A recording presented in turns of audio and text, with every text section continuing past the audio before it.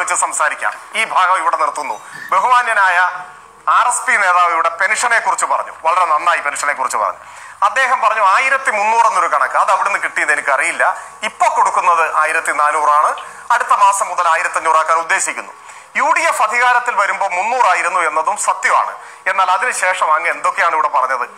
UDF അത് 400 വർദ്ധിപ്പിച്ചു, പിന്നീട് അത് 525 ആക്കി. അതിനിടയിൽ നമുക്ക് കൃത്യമായി കണക്കും വസ്തുതകളും വെച്ച് പറഞ്ഞു പോകാം. 1500 നിങ്ങൾ പ്രഖ്യാപിച്ചിരുന്നു. അതെന്തായിരുന്നു അറിയൂ? 75 വയസ്സിൽ കൂടുതൽ പ്രായമുള്ളവരുടെ പെൻഷൻ. വികലാംഗ പെൻഷനും വാർദ്ധക്യകാല പെൻഷനിൽ 75 കൂടുതൽ പ്രായമുള്ളവരുടേതും കൂട്ടിയാൽ 15% വരിക. 15% ആകെ പെൻഷൻ. ബാക്കി 85%-ന് 525 രൂപയായിരുന്നു നിങ്ങൾ മുഖ്യമന്ത്രി പദത്തിൽ നിന്ന് ബഹുമാന്യനായ ഉമ്മൻചാണ്ടി ഇറങ്ങുമ്പോൾ കേരളത്തിൽ ലഭിച്ചിരുന്നത്. പക്ഷേ ലഭിച്ചിരുന്നെന്ന് പറയാമോ? നയാ പൈസ കൊടുത്തിട്ടില്ല. നയാ പൈസ. 18 മാസം കുടിശ്ശിക, 19 മാസം കുടിശ്ശികയായിരുന്നു. 19 മാസം. ആ കുടിശ്ശികയാക്കിയ പണം എത്രയാണെന്ന് അറിയാമോ? ഈ കൊടുക്കാൻ, പാവങ്ങൾക്ക് കൊടുക്കാനുള്ളത്, ഈ പാവപ്പെട്ടവന്റെ പിച്ചച്ചട്ടിയിലെ കൈയിട്ട് വാരി പിടിച്ചു വെച്ച പൈസ 1473.2 കോടി.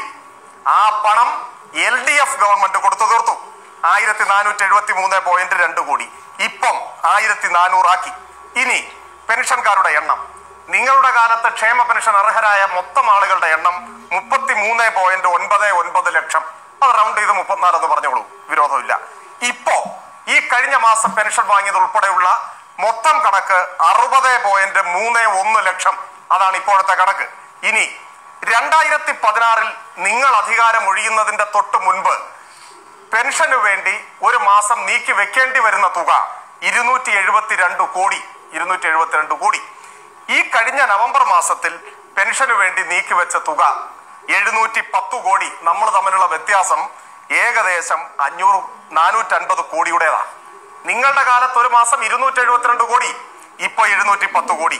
ഇനി 5 കൊല്ലം UDF ഗവൺമെന്റിന്റെ കാലത്ത് പെൻഷനായി ചെലവഴിച്ച തുക, അതിൽ അവസാനം ഈ കുടിശ്ശിക ഉണ്ട് കേട്ടോ. അപ്പൊ കുടിശ്ശിക ഒഴിവാക്കിയാൽ നിങ്ങളുടെ കാലത്ത് പെൻഷൻ കൊടുക്കാൻ ചെലവഴിച്ച തുക 9311 കോടി. 9311 കോടി. 4.5 കൊല്ലം കൊണ്ട് ഞങ്ങളുടെ ഭരണകാലത്ത്, ഇടതു ഭരണകാലത്ത് ചെലവഴിച്ച തുക 30,515.91 കോടി. ഇതാണ് കണക്കുകൾ. അങ്ങേക്ക് ഈ കണക്കുകളുടെ ആധികാരികത സംബന്ധിച്ച സംശയമുണ്ടെങ്കിൽ ബന്ധപ്പെട്ട രേഖകൾ ഞാൻ അവതാരകന് കൈമാറാം.